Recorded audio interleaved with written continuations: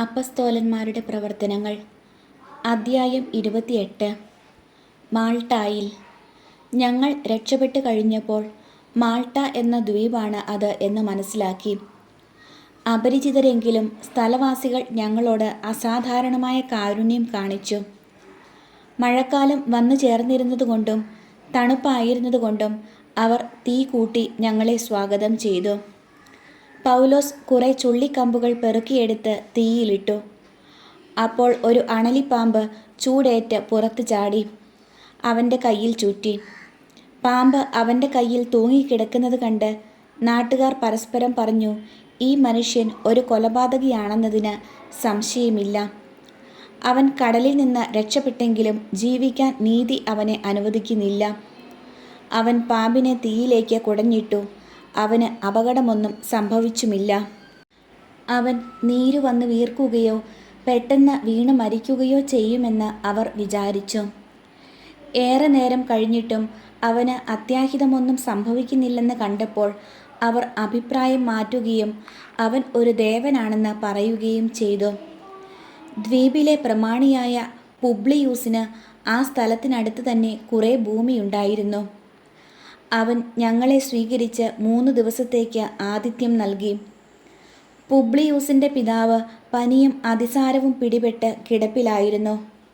പൗലോസ് അവനെ സന്ദർശിച്ച് പ്രാർത്ഥിക്കുകയും അവൻ്റെ മേൽ കൈകൾ വെച്ച് സുഖപ്പെടുത്തുകയും ചെയ്തു. ഈ സംഭവത്തെ തുടർന്ന് ദ്വീപിലുണ്ടായിരുന്ന മറ്റു രോഗികളും അവൻ്റെ അടുക്കൽ വന്ന് സുഖം പ്രാപിച്ചുകൊണ്ടിരുന്നു. അവർ ഞങ്ങളെ വളരെയേറെ ബഹുമാനിച്ചു. ഞങ്ങൾ കപ്പൽ യാത്രയ്ക്കൊരുങ്ങിയപ്പോൾ ഞങ്ങൾക്ക് ആവശ്യമുള്ളതെല്ലാം അവർ കൊണ്ടുവന്നു തന്നു. റോമായിൽ 3 മാസത്തിനു ശേഷം ആ ദ്വീപിൽ ശൈത്യകാലത്ത് നങ്കൂരമടിച്ചിരുന്നതും ദിയോസ്കുറോയിയുടെ ചിഹ്നം പേറുന്നതുമായ ഒരു അലക്സാണ്ട്രിയൻ കപ്പലിൽ കയറി ഞങ്ങൾ യാത്ര പുറപ്പെട്ടു. ഞങ്ങൾ സിറാക്കൂസിലിറങ്ങി 3 ദിവസം താമസിച്ചു. അവിടെ നിന്ന് തീരം ചുറ്റി റേജിയും എന്ന സ്ഥലത്ത് വന്നു ചേർന്നു. ഒരു ദിവസം കഴിഞ്ഞപ്പോൾ ഒരു തെക്കൻ കാറ്റ് വീശുകയാൽ 2-ാം ദിവസം ഞങ്ങൾ പുത്തയോളിൽ എത്തി. അവിടെ ഞങ്ങൾ ചില സഹോദരരെ കണ്ടു. ഒരാഴ്ച തങ്ങളോടൊപ്പം താമസിക്കാൻ അവർ ഞങ്ങളെ ക്ഷണിച്ചു. പിന്നെ ഞങ്ങൾ റോമായിൽ വന്നു ചേർന്നു. അവിടെയുള്ള സഹോദരർ ഞങ്ങളെക്കുറിച്ച് കേട്ടറിഞ്ഞ് ഞങ്ങളെ സ്വീകരിക്കുവാൻ ആപ്പിയൂസ്പുരവും ത്രിമണ്ഡപവും വരെ വന്നു.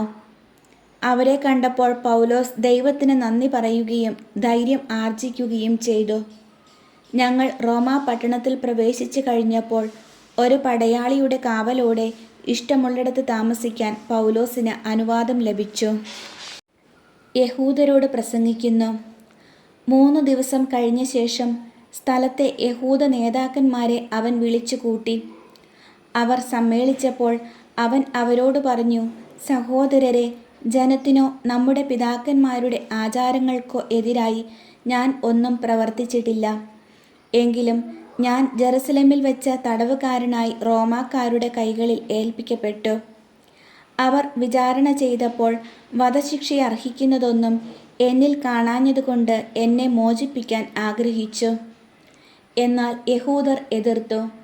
തന്മൂലം എൻ്റെ ജനങ്ങൾക്കെതിരായി എനിക്ക് ഒരാരോപണവുമില്ലെങ്കിലും സീസറിൻ്റെ മുമ്പാകെ ഉപരിവിചാരണയ്ക്ക് അപേക്ഷിക്കാൻ ഞാൻ നിർബന്ധിതനായി.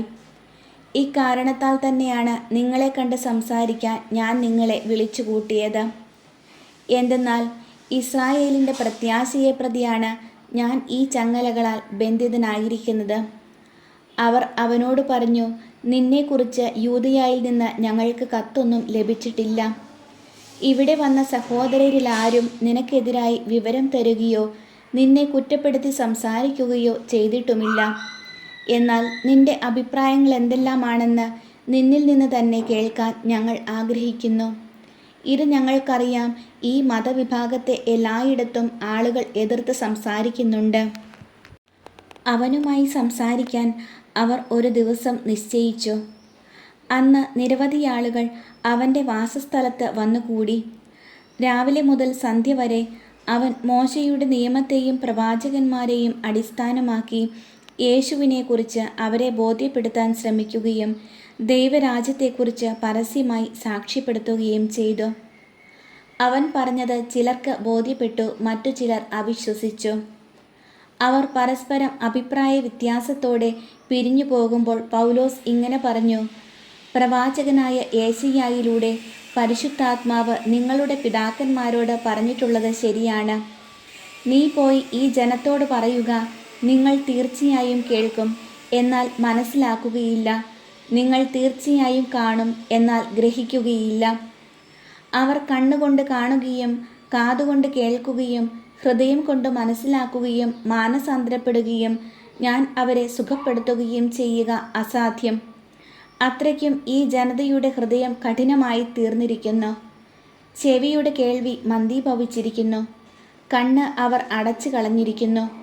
അതിനാൽ നിങ്ങൾ ഇത് അറിഞ്ഞുകൊള്ളുവിൻ, ദൈവത്തിൽ നിന്നുള്ള ഈ രക്ഷ വിജാതിയരുടെ പക്കലേക്ക് അയക്കപ്പെട്ടിരിക്കുന്നു. അവർ അത് കേൾക്കുകയും ചെയ്യും.